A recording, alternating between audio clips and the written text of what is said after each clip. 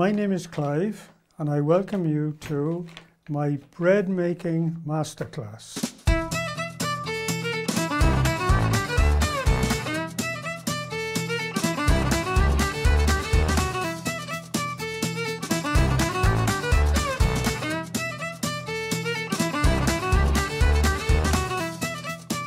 I'm going to weigh out now 600 grams of strong white flour. Now I'm going to add 100 grams of Canadian very strong stone ground wholemeal flour, bread flour. We put the flour now into the bowl.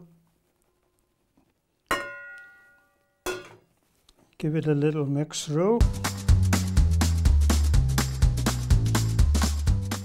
And at this point we need to add 1 teaspoonful and a little extra of salt. Now if we mix those together, we'll add a small amount of butter. 10 grams is usually plenty. The best result is with normal unsalted butter. Crumble it in. Now at this point I'm going to prepare the yeast.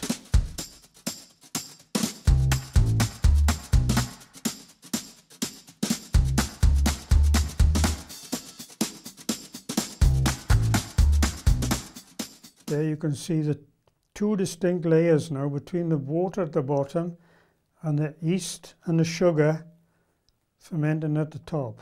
And my hand is shaking. Keep your salt away from your yeast until it's in the flour, because the salt will kill the yeast and it'll set it back so you don't get your loaf rising.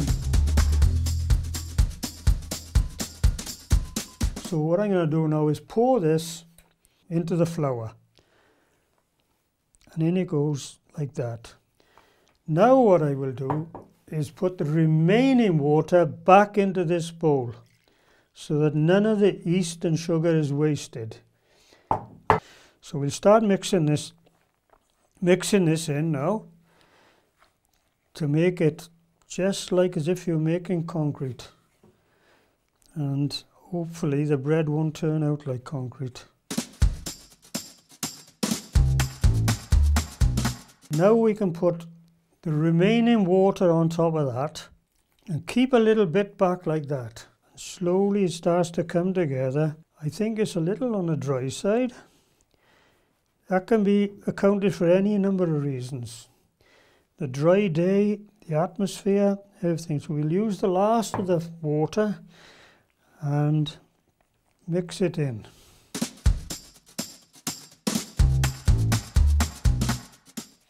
We now got to get our hands in there now and start mixing it into a dough. If it's like a cow pat, you're too wet. At this point in time, you can always add a little bit of flour from the bag, just to dry it up a bit. The bowl is reasonably clean, there's nothing sticking to it, and we'll put that on the table. Now we're going to knead the dough. So in order to knead the dough, I need to put some flour on the work surface, because once you start kneading, it'll stick to the work surface if it's not ideal.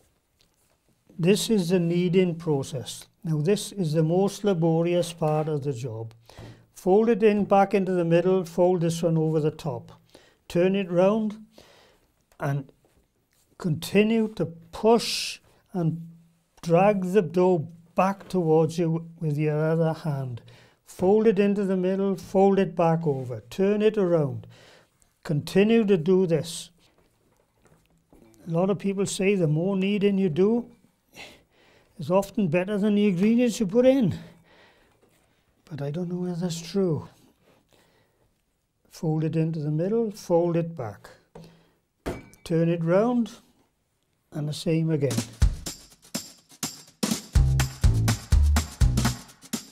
It's not sticking to the hands, it's not sticking to the bowl. Some people will say you should see blisters underneath the skin.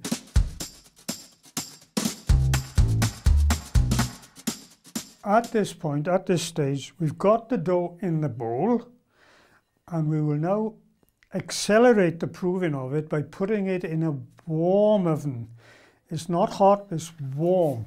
Put the bowl and the dough in the oven, and we'll cover it over with a tea cloth and leave it until it is roughly doubled in size.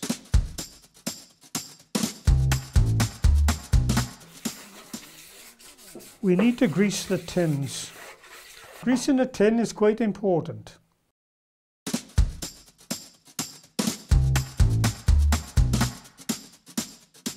Yeah, the dough is ready when it is doubled at least in size, which this seems to have done.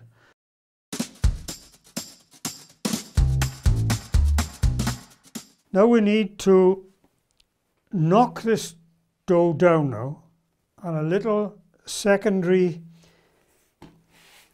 kneading. This kneading needs to be done.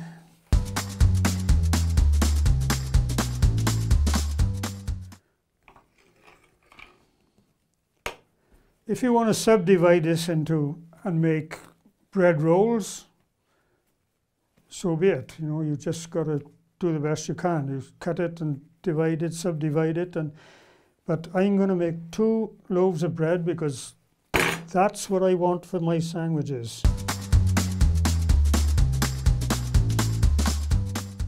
Now we're going to put this straight into the preheated oven, which is at 200 degrees C. 1, 2, voila.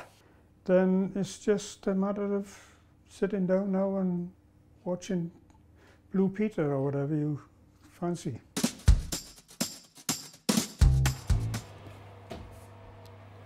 Yes, I think the bread is done here. Now we'll just check the loaf to see if it's cooked.